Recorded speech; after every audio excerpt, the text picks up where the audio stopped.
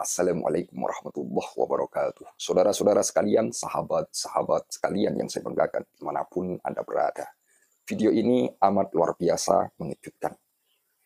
Ya, seorang muhibbin yang bertaubat, yang katanya kalau tidak salah ia adalah pengawal Habib Bahar. Ya. Nah, ini menarik untuk kita saksikan.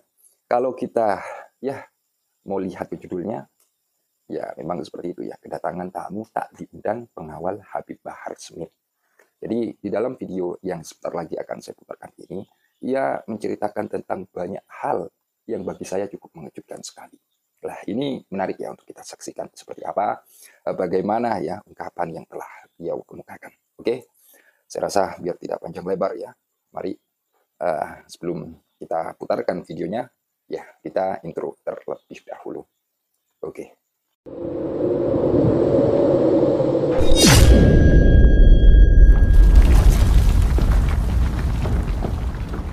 Assalamualaikum warahmatullahi wabarakatuh.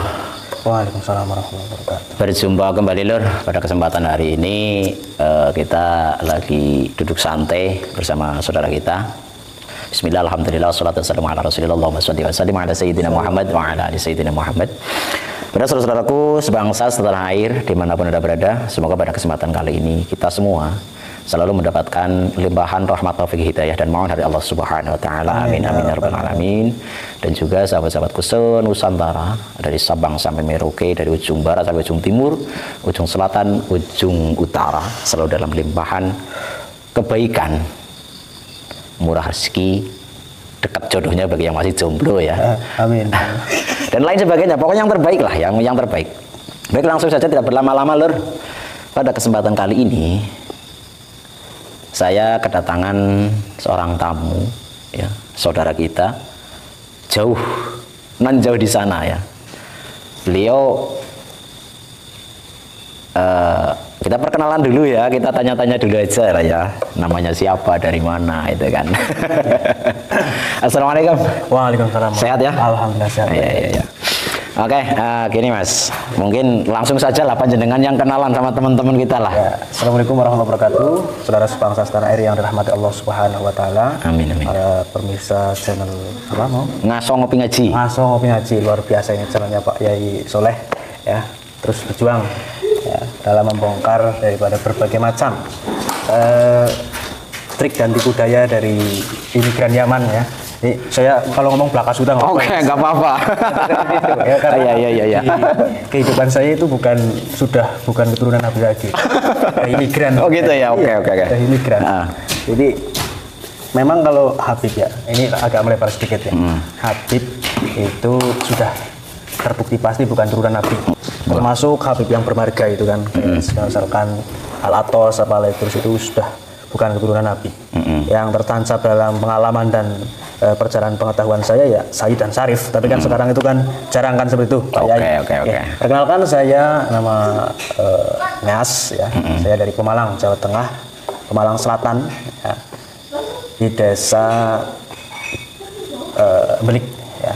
Belik, Kecamatan Belik, Kabupaten Pemalang, Jawa Tengah ya. Apa kabar? Salam kenal semua. Panggil saja Neas ya. Terima kasih, mungkin itu perkenalan pertama. Oke, gini lur.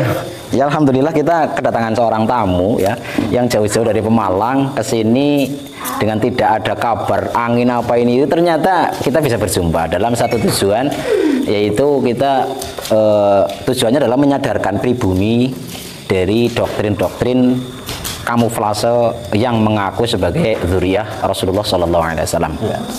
Begini, beliau adalah Mas Neas dari Pemalang, gitu kan, dari Desa Belik ya. Kecamatan Belik apa desa? Kecamatan Belik ya. Gini lor, ternyata setelah kita bicara panjang lebar sebelum kita bikin konten ini ya, ternyata beliau ini mengungkap sesuatu hal yang bagi saya ini juga apa ya? Ini sedikit wow gitulah. Ternyata dia juga mantan muhibbin dari Habib Lutfi bin Yahya, rutinan juga Kanjus Sholawat ya. Terus mantan FPI juga. komplit. mantan anggota FPI ya? Ya, apa pernah menjadi provosnya apa gimana? Enggak ya? Cuman anggota ya. Juga ternyata beliau pernah mengawal Habib Bahar. Waktu di ketika dipindahkan dari lapas mana Bogor ke lapas Nusa Kambangan. Iya, beliau yang ikut mengawal. Ini jadi asik. Kasusnya saya lupa ya. Coba cek lagi itu di beritanya ada. Nah, itu dari rame-ramenya dipindahnya Habib Bahar bin Smith dari lapas Bogor ke Nusa Kambangan. Saya di situ sudah menjadi anggota. Ya, oke. Kayaknya kasusnya itu kayaknya kalau nggak salah terkait kekerasan. Itu. Oh, waktu ini mungkin anu santrinya ya? Iya, santrinya. Gitu. Oke, itu skip dulu lah nanti.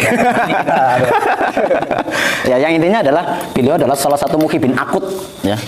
Muhibin akut kelas sebuah apa itu lah. Saya kelas level kayaknya level 10 apa level 50 aja lah. Tapi ternyata setelah beliau sadar dengan menemukan berbagai macam informasi melalui sosial media, mengikuti kajian-kajian dari Kiai Imad, beliau berani untuk mengikuti dan terus mencerna dengan logika, dengan akal sehat, akhirnya dia sadar. Oke lah, langsung kita korek ya informasi dari awal. Bagaimana dia mengikuti kegiatan dari Habib Lutfi, terus mengikuti kegiatan masuk ke dalam keanggotaan FPI, dan juga sampai beliau itu sadar gitu kan. Ternyata dia sekarang menemukan jalan penerang melalui Kiai Haji Imaduddin Utsman Al-Bantani. Oke, Mas Nias. Ya. Saya yang ingin tanyakan gini loh. Ya. Awal mula jenengan masuk ke Kanjeng Sholawat itu dengan apa itu? Melalui bagaimana prosesnya? Apa begitu langsung masuk apa gimana?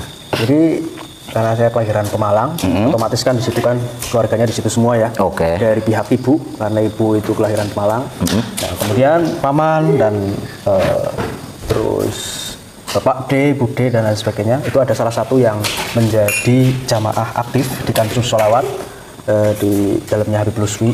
Lutfi setiap Jumat Kliwon. Nah, itu saya hanya ikut sekedar ikut kalau Bang Habib Lutfi ya, sekedar ikut. Jadi ketika waktu itu Pak D rutin ke pengajiannya Habib Lutfi dan sholawat, saya selalu ayo melu sholawatan, ya cara bahasa itunya.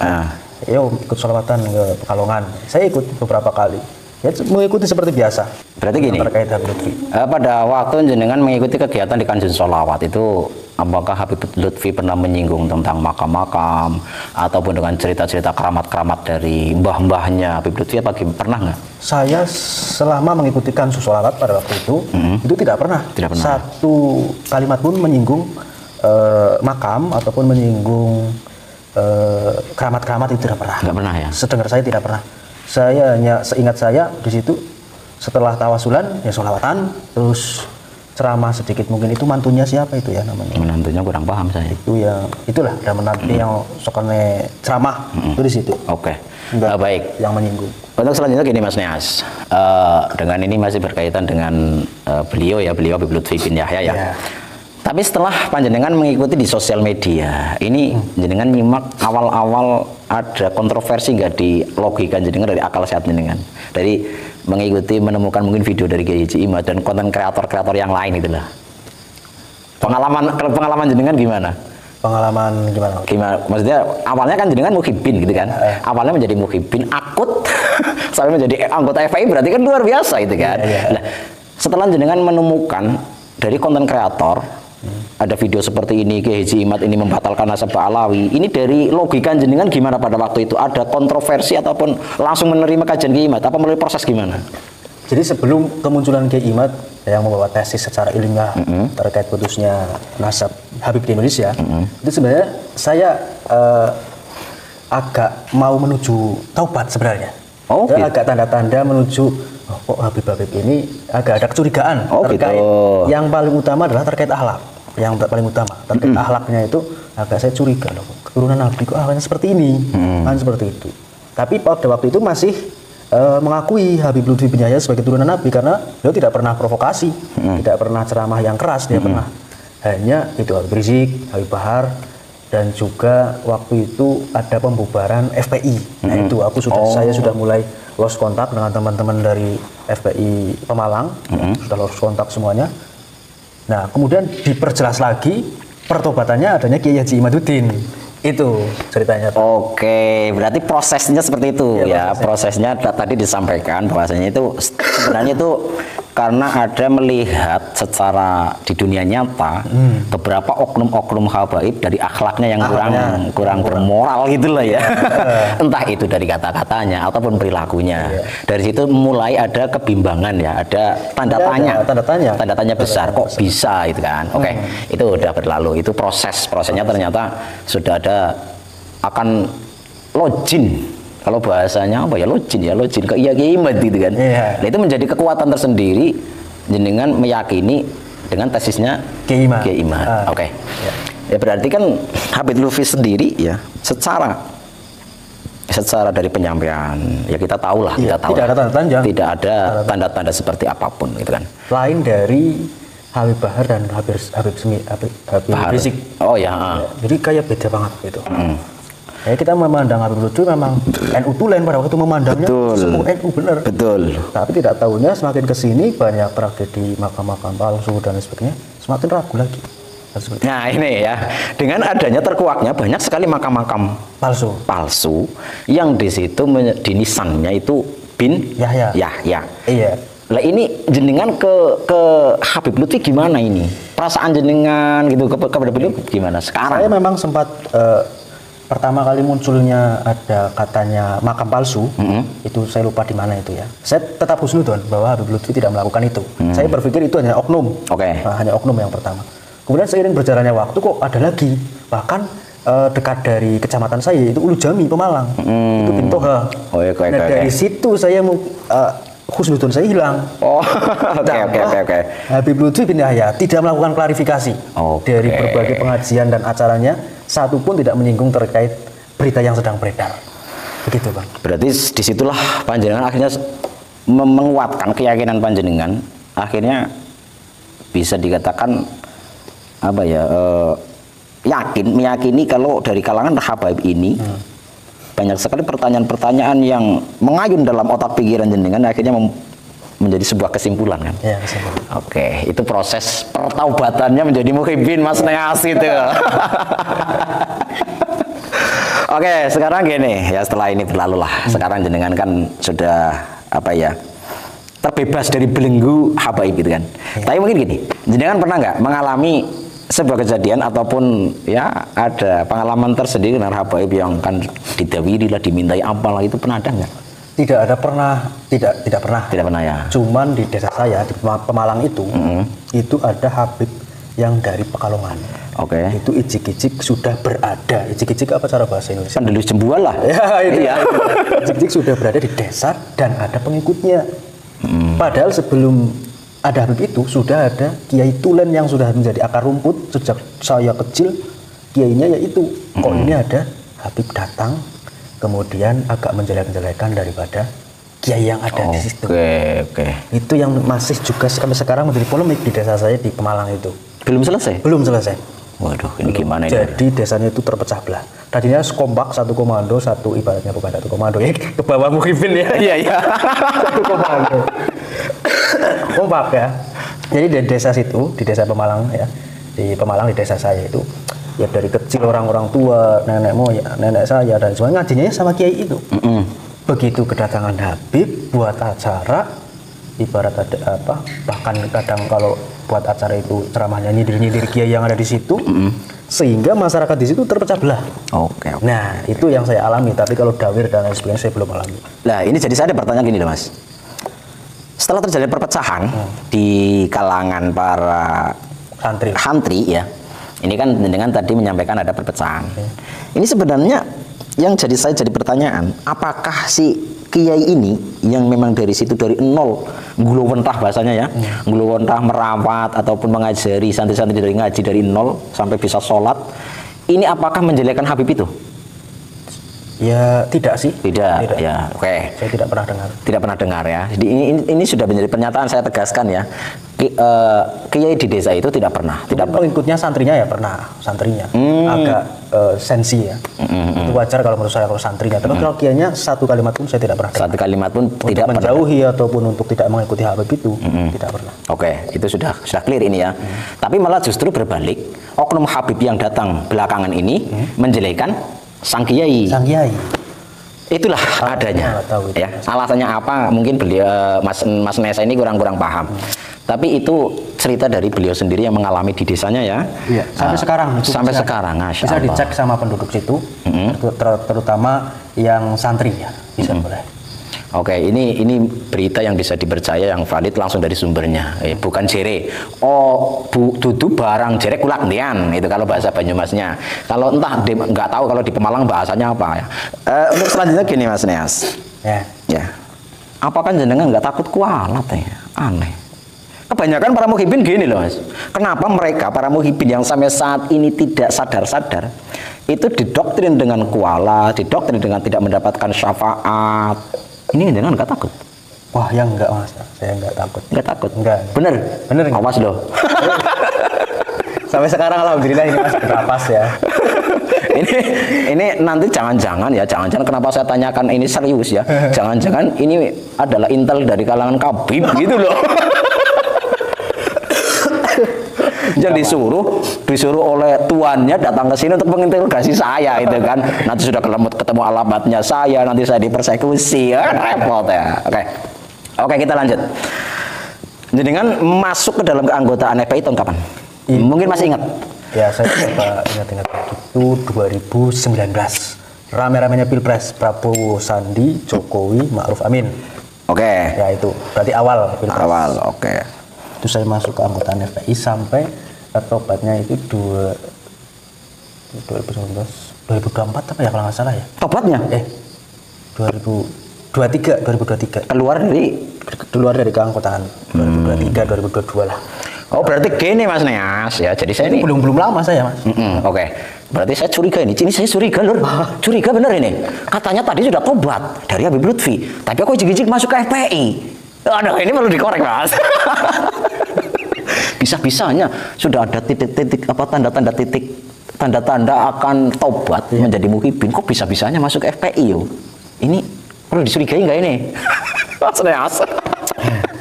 Tapi intinya gini, memang beliau dari awal, dari datang ke sini, terus saya berkomunikasi dengan natural. Memang benar-benar Mas Neas ini sudah tobat ya, tobat dari sebagai muhibin para habaib, pemuja para habaib. Karena dengan realita fakta yang ada, dan melihat kelakuan para habaib, ya khususnya yaitu Habib Rizik, gitu kan, Habib Bahar. Terus yang lainnya yang suka-suka haluisme, akhirnya dengan logika, dengan akal sehatnya, kesadaran tumbuh dengan sendirinya. Oke, yang selanjutnya gini Mas. Setelah jenengan taubat, apakah jenengan ini pernah mendapatkan intimidasi ataupun apa enggak? Enggak ada ya, alhamdulillah enggak ada ya. Oke, berarti kan gini, kenapa saya bertanya begitu? Adalah tujuan saya untuk mengingatkan kepada teman-teman kita, saudara-saudara saya sebangsa Nusantara, kalau memang panjenengan bisa berpikir dengan akal sehat dan jernih seperti Mas Neas ini, ya, nyatanya nggak ada persekusi apapun. Nggak ada persekusi. Tapi merasa aman saja. Aman gitu kan. Cuman pasti dalam perjalanannya ada kebimbangan pasti. Pasti dalam perjalanannya itu gimana ya cara kita ibarat kita lepas dari sesuatu yang menurut kita sebagai suatu keyakinan, mau lepas itu kadang mundur Mas. Nah itu yang jadi kendala kadang. Kayak misalkan saya lepas dari Habib Lutfi, tiba-tiba Habib Rizik pada waktu itu jadi terkenal ya, yang 212. Iya betul. Kemudian karena tidak ada tokoh lain, akhirnya saya mengikuti itu, kan seperti itu. Jadi bolak-balik di situ. Ternyata semuanya tidak pas, semuanya itu tidak boleh diikuti. Itu yang menjadi persoalan. Berarti jangan pernah mengawal, tadi di awal disampaikan pernah mengawal Habib Bahar ya? Pernah. Berarti jangan sudah jumpa sama Habib Bahar ya? Sudah, alhamdulillah. Sudah. Berarti pernah mendapatkan keramatnya Habib Bahar? Keramat apa? Ya nggak tahu. Yang tahu masa tanya saya. Saya kan bukan muhibin, dari dulu saya bukan muhibin. Keramat ini, keramat gedabrus. Dan setelah saya menyimak video tersebut, ternyata Kiai Imaduddin Usman Al-Bantani ya, berhasil di dalam memberikan pencerahan terhadap muhibin.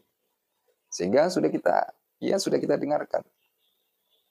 Dari muhibin yang awalnya ya seperti itu, akhirnya seperti apa?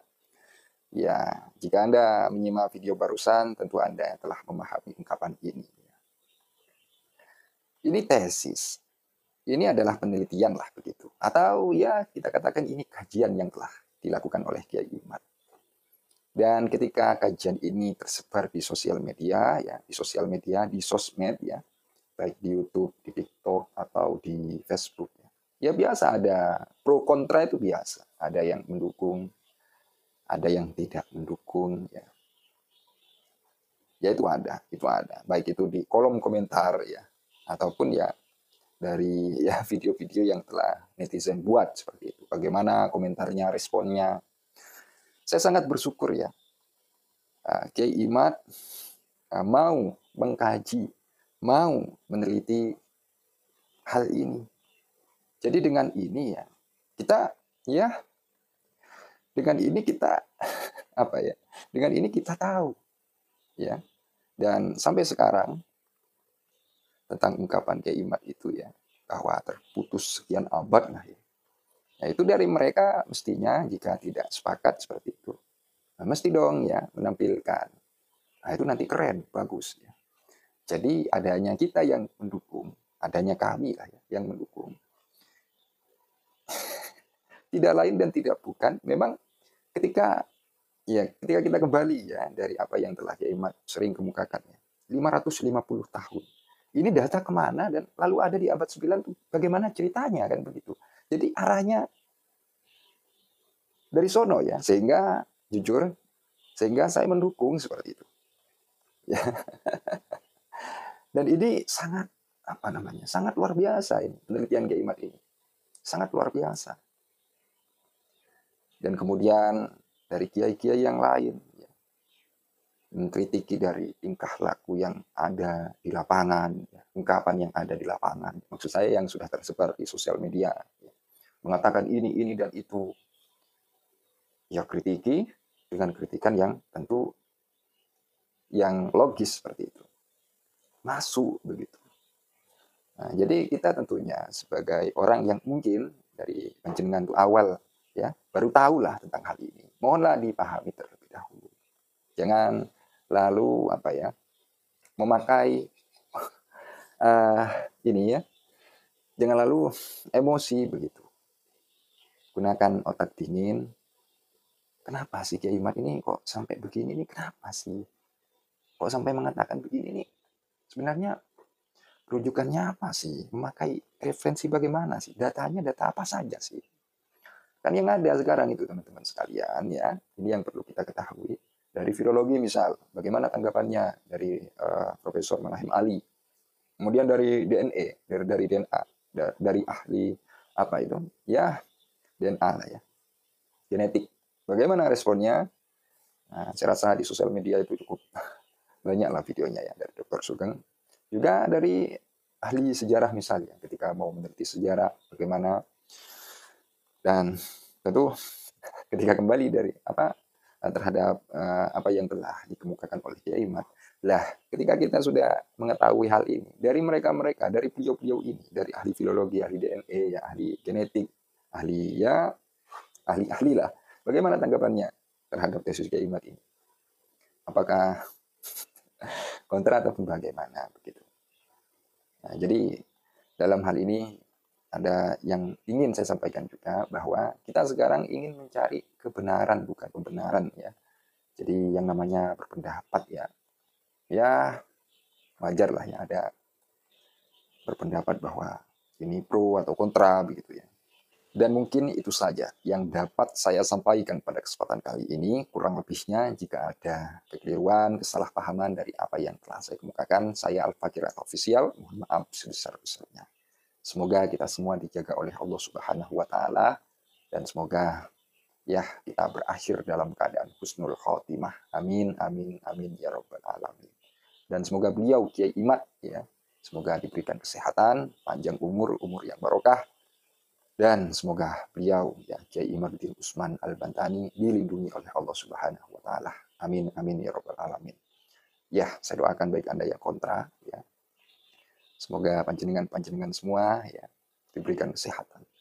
Kemudian diberikan rizki yang melimpah, rizki yang barokah. Amin amin ya Rabbal Alamin. Itu saja akhirul qaul. Ihdinas siratal mustaqim. Assalamualaikum warahmatullahi wabarakatuh. Terima kasih. Ya.